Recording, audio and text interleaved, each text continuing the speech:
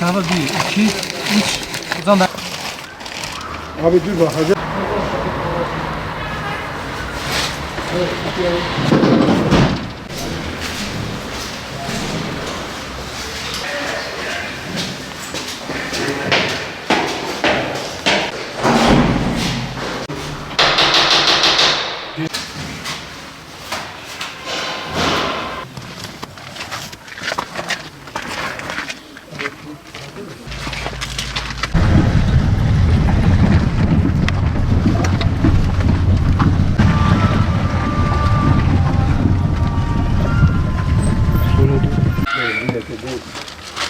Dene kaçmam.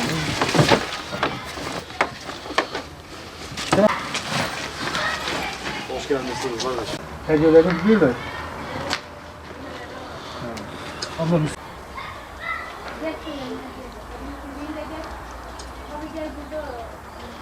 Heceleri söyle bak. Telifini söylüyorum. Söyle. 10, 0,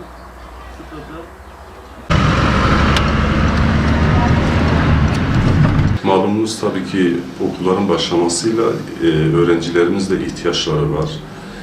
Hakikaten hayat pahalılığının çok yüksek olduğu bu dönemde bütün kırtasiye malzemelerine baktığımız zaman, gıda fiyatlarına da baktığımız zaman ateş pahası olmuş bir halde. Biz de neler yapabiliriz, öğrencilerimize nasıl bir katkıda bulunabiliriz üzerinde düşündük, tefekkür ettik. Böyle bir karar çıktı. Hamdolsun bu vermiş olduğumuz kararda da mutluyuz. Pandemiden dolayı 1,5 yıla yakındır öğrencilerimiz okullarında uzak kalmışlardı.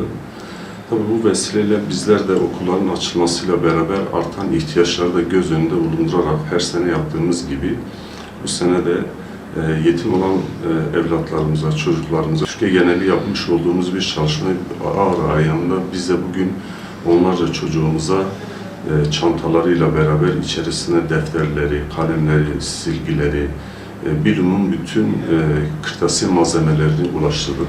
Cenab-ı Allah bu hayırda öncülük eden kardeşlerimizden, hayırseverlerimizden razı olsun inşallah.